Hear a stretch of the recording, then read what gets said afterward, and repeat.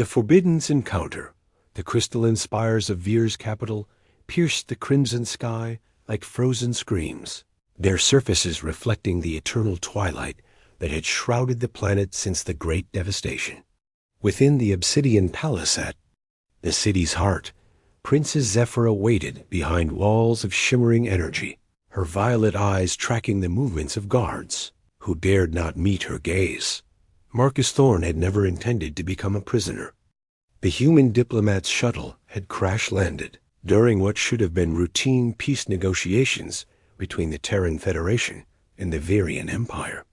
Now, flanked by towering Virian soldiers whose scaled skin gleamed like polished armor, he was being escorted through corridors that hummed with barely contained power. "Do not look directly at her," hissed Commander Korath, his serpentine features twisted with genuine fear. "The princess's gift has grown beyond our understanding. 3 advisors lost their minds last cycle simply by meeting her eyes." Marcus nodded, though curiosity burned within him. He'd studied Virian psychology during his diplomatic training, learning of their telepathic abilities and rigid hierarchies. But nothing had prepared him for the waves of psychic energy that seemed to pulse from the palace walls themselves. The throne room doors, carved from a single piece of midnight blue stone, groaned open with mechanical precision. Beyond lay a vast chamber dominated by pillars of living light, and at its center, a figure that made Marcus's breath catch.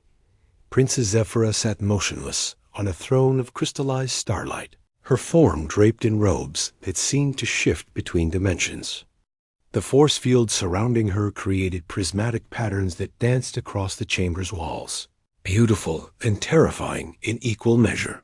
Her silver hair moved as if underwater, and her skin held an otherworldly luminescence that spoke of power beyond mortal comprehension.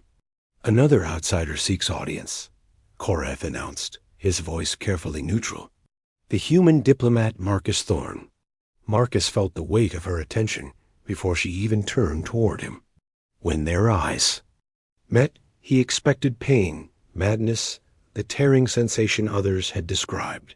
Instead, he saw something that made his heart clench, profound, crushing loneliness dot behind the swirling galaxies in her irises, behind the dangerous beauty that had made her people cage her like a wild animal. Marcus saw what everyone else had: mist, pain, isolation, the desperate hunger of someone who had forgotten what genuine connection felt like. "You're not afraid," she said, her voice carrying harmonics that resonated in his bones. The words seemed to surprise her as much as they did the assembled guards. "Should I be?" Marcus asked softly, taking a step forward despite Korath's sharp intake of breath. "Everyone else is." The simple admission contained centuries of hurt. Marcus felt something shift in his chest, a recognition that transcended species barriers. Here was someone who had been made into a weapon, feared for gifts she'd never chosen, imprisoned by those who claimed to protect her. "Fear is a choice," he replied, taking another step. "So is compassion." The touch that changed everything. The palace trembled as Marcus stepped forward, each footfall echoing like thunder in the vast chamber. The assembled guards shifted nervously, their weapons humming with barely contained energy. Princess Zephyra's force field pulsed brighter, reality bending around her like heated glass. "Human, you know not what you do." Grand Vizier Nethys emerged. From the shadows, his ancient features carved with deep concern. "The princess's power has grown beyond all containment protocols. She is no longer fully of this realm." Marcus paused, feeling the psychic pressure building around him like a storm front. Through the shimmering barrier, he could see Zephyra's hands trembling, her ethereal beauty marred by something that looked suspiciously like fear. "How long?" he asked, not turning from the imprisoned princess. "Forgive me? How long has she been alone in there?" Nethys' silence spoke volumes. Marcus pieced together the truth from the vizier's uncomfortable shifting. The way the guards avoided looking at their princess, the pristine condition of the force field generators. Years, perhaps decades. "She's not dangerous," Marcus said quietly, understanding flooding through him. "She's breaking apart. The princess's mental state is not your concern, human. You will. What's your name?" Marcus interrupted, addressing Zephyra directly. The question seemed to shock everyone present. Through the barrier, he saw her lips part in surprise, as if she'd forgotten anyone might ask. I was ... She stopped, confusion flickering across her features. "They call me princess. They call me destroyer. They call me many things. But what do you call yourself?" For the first time in the conversation, her composure cracked. I don't remember." Marcus felt his heart break. Whatever was happening to her, whatever power was tearing her apart, it was stealing her very identity. The isolation wasn't just physical, it was existential. "May I come closer?" he asked. "No," Korath barked. "The field will incinerate you. Even if it didn't, her touch, will you let me try?" Marcus asked, speaking only to her. Zephyra stared at him with those cosmic eyes, and he saw something shift in their depths. Hope, perhaps. Or maybe just the desperate desire to remember what it felt like to be treated as a person rather than a weapon. "They say my touch brings madness," she whispered. "They say a lot of things." Slowly, deliberately, she began to lower the force field. The air crackled with released energy, and every guard in the chamber raised their weapons. Marcus felt the psychic pressure intensify, washing over him in waves that made his vision blur and his thoughts scatter. But beneath the chaos, he sensed something else. Control. Incredible, precise control that had been mistaken for dangerous instability. She wasn't losing herself to power. She was drowning in it, fighting every second to keep from accidentally destroying everything she touched. The barrier flickered and died. Marcus walked forward, ignoring the shouts behind him, ignoring the way reality seemed to warp around her presence. When he reached the throne, he knelt and looked directly into her eyes. "Hello," he said simply. "I'm Marcus." She stared at him, tears like liquid starlight streaming down her cheeks. I'm Zephyra." And then, with infinite gentleness, he reached out and touched her face. The conspiracy unveiled. The moment Marcus's skin made contact with Zephyra's, the palace exploded into chaos. Not the destructive kind the guards expected, but something far more profound. Every weapon in the chamber powered down simultaneously. The oppressive psychic pressure that had hung over the palace for decades simply lifted. Zephyr gasped, her eyes widening as if seeing clearly for the first time in years. The cosmic swirls in her irises settled into a warm silver, and her otherworldly luminescence dimmed to a soft, natural glow. "Impossible," breathed Vizier Nethys, his scaled features pale with shock. The containment protocols were never about containment, Marcus realized, his hand still resting gently against Zephyra's cheek. They were about amplification.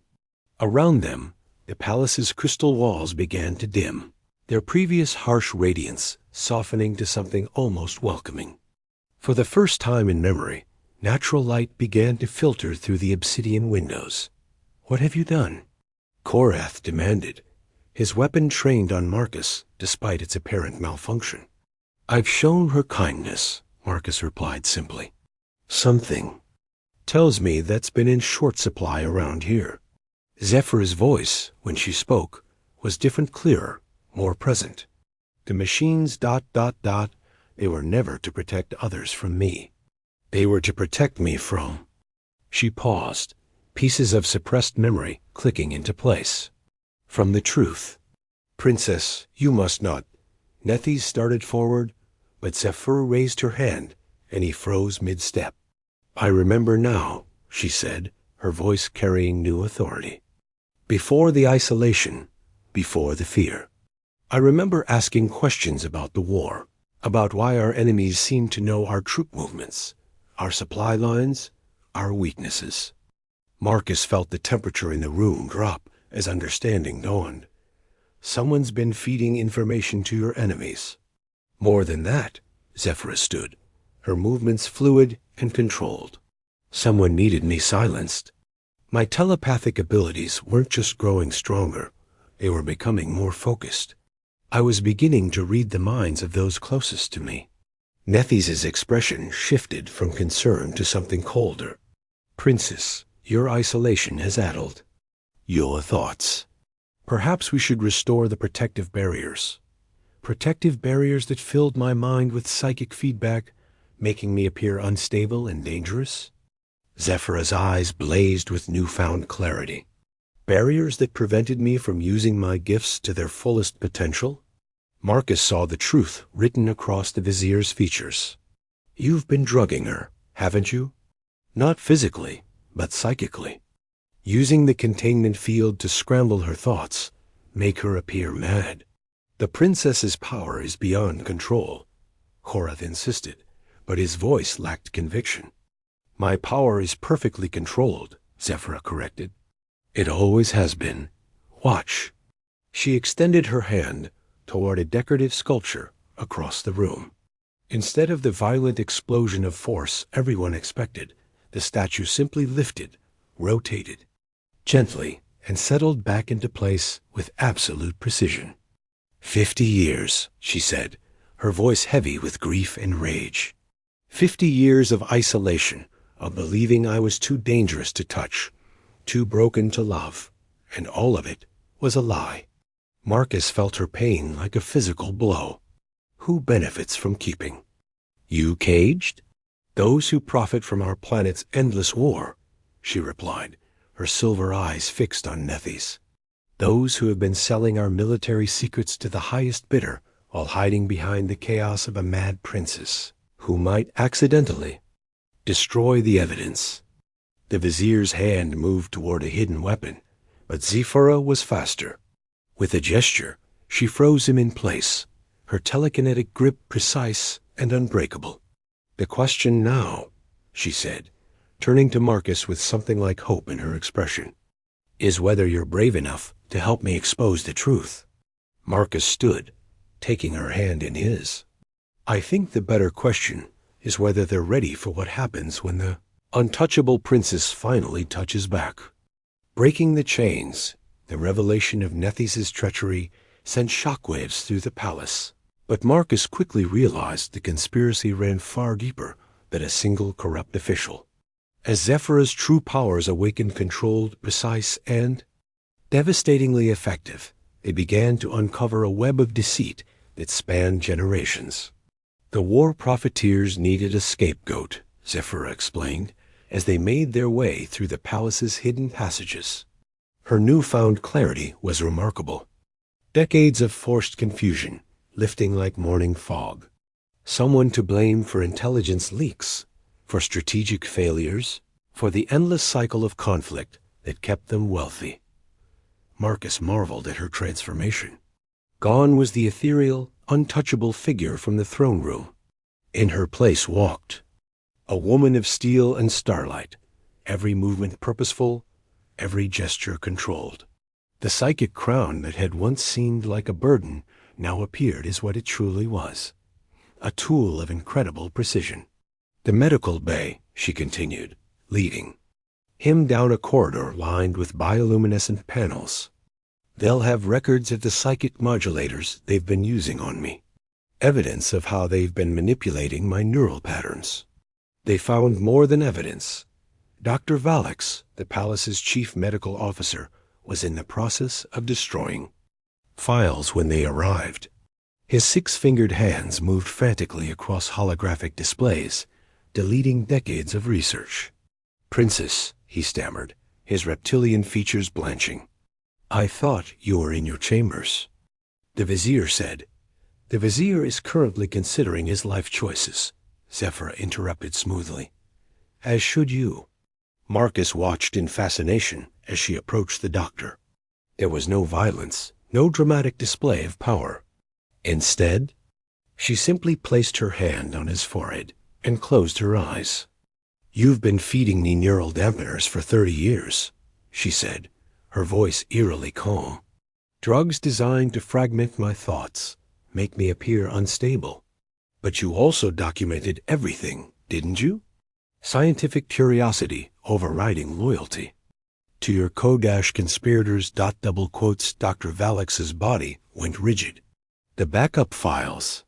They're in the tertiary storage matrix. Level 7, Section Gamma.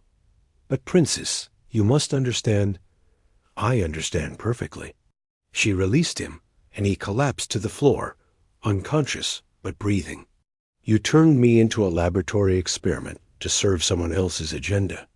Marcus felt a chill at her casual efficiency. "Are you reading his mind?" "I'm reading everyone's minds," she replied, turning to face him.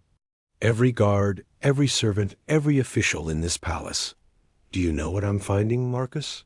He shook his head, suddenly aware of how exposed his own thoughts might be. Fear, genuine, bone-deep terror. But not of my power, of what I might discover if I ever gained full control of it. She gestured toward the medical displays. "They've been terrified that I'd uncover their crimes. So they convinced everyone, including myself, that I was too dangerous to function in society. And now I'm going to show them what dangerous really looks like." As if summoned by her words, armed guards burst into the medical bay. But instead of the chaotic battle Marcus expected, Zephyra simply gestured. Every weapon in the room disassembled itself, components floating gently to the floor. "I'm not your enemy," she told the stunned soldiers. "I never was. But those who have been using my name to justify their crimes? They should be very afraid." Marcus watched her work, saw the precision with which she disabled threats without causing harm. This wasn't the uncontrolled power of a madwoman, this was surgical, deliberate, almost artistic in its execution. "The communication array," she said, turning back to him. "If we can access the palace's main transmitter, I can broadcast the truth to the entire planet. Show them what's really been happening here. And if they try to stop us?" Zephyra smiled, and for the first time since he'd met her, it was an expression without sadness. "Then they'll discover why they were so afraid of me in the first place. The difference is, this time, they'll actually deserve it. The truth shall set them free." The palace's communication array stood at the highest spire, a crystalline structure that could transmit across the entire planet.